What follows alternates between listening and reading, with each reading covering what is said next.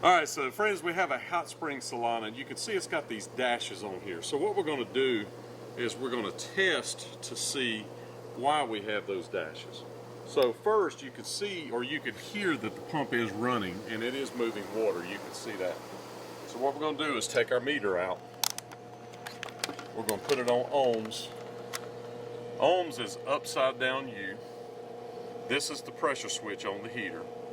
And you see that there is a plug right here. It's actually two pins.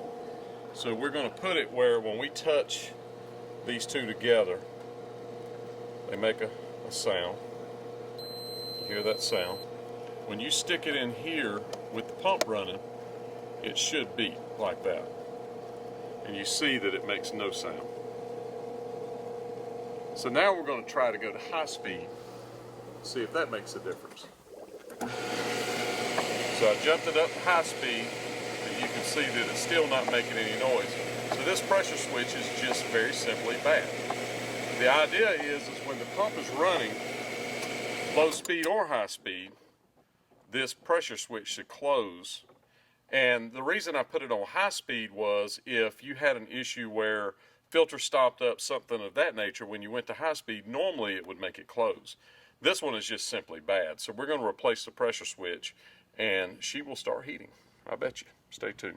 And it'll do away with this code right here. And so this thing has the square pressure switch in it from Hotspring. I have these on the website with the plug and all that, but we can also use a what we call 3903, which is our standard tech mark.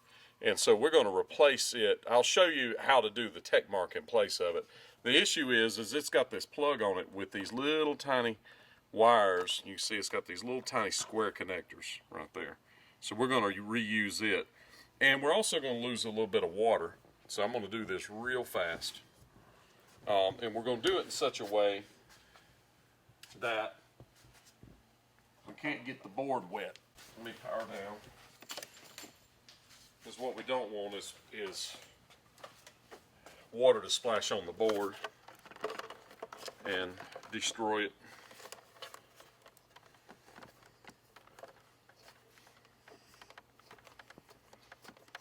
And I also don't want you to get electrocuted.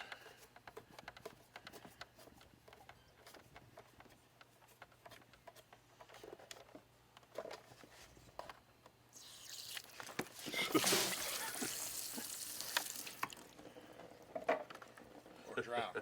Or drowned. Yeah, exactly.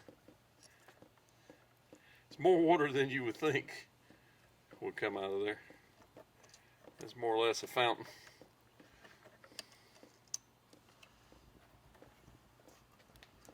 Alright, so we're going to thread this in. Now we're going to take crimpers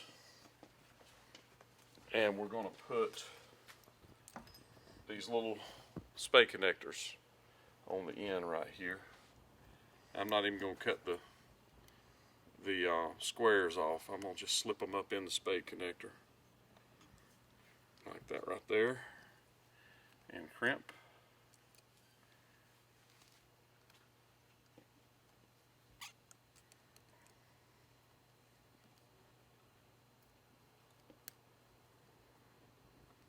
Now we've got to make sure that we didn't get the board wet before we power back up. And there's no amperage here. This is just making a connection to tell the heater that there's water movement and it's okay to heat. That's all it does, nothing more, nothing less. So, spade connector. Spade connector. Alright, now I'm going to get a towel and dry this out just a little bit and we're going to power up. Alright, so we are back rolling. I'm still in ohms mode. So it's the way you test this is you check the ohms, Holmes. Okay.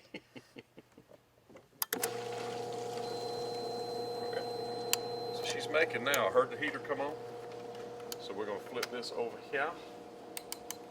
See if it's drawing amperage, and it indeed is. That's the heater right there. So this thing's going to heat up. Now, let me show you the code. There is not one. So it was a bad pressure switch, no doubt. See, that light is on now, showing that it's heating, but we can see that it's heating here. And that is the style pressure switch right there. And you can either replace it with the original like this, or you can put this. Now we're going to have to turn the heater a little bit to make it fit under the pack cover. So the heater should normally be turned anyway a little bit more than that, so we'll work on that. But just know, bad pressure switch. When you see those dashes like that, bad pressure switch, just that simple. Buy today. Hot Tub Parts of America. Click on the link down in the description or at the end. And I don't know much, but I do know hot tubs. I'm the spa guy.